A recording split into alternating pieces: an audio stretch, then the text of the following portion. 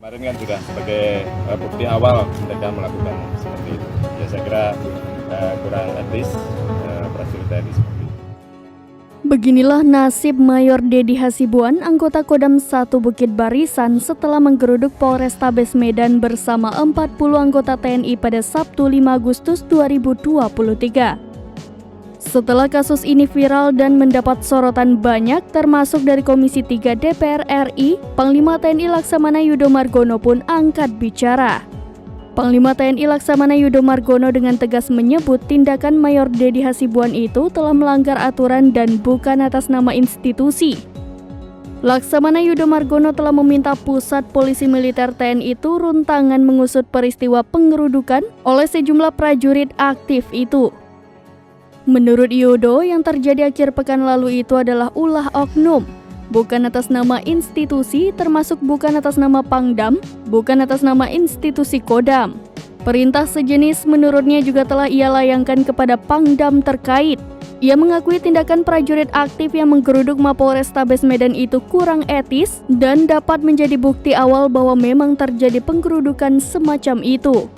Yudo Margono berjanji TNI akan bertindak tegas terhadap prajurit yang melakukan pelanggaran serta tak akan melindungi siapapun. Sebelumnya, anggota Komisi 3 DPR RI Arsul Sani meminta Panglima TNI Laksamana Yudo Margono memberikan perhatian khusus terhadap kasus ini.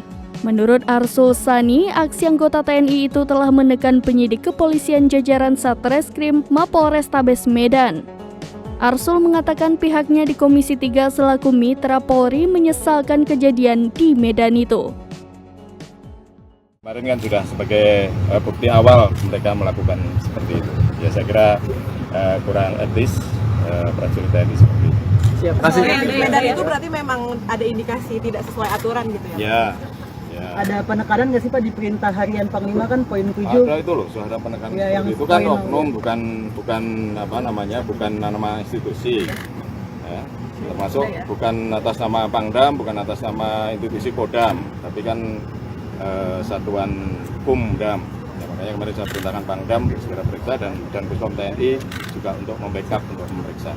Siap. Jadi ada hal yang seperti itu kita langsung tidak ada ya di impunitas, tidak ada menutup-nutupi, tidak ada. Saya sudah sampaikan kita tegas kalau ada prajurit-prajurit yang melakukan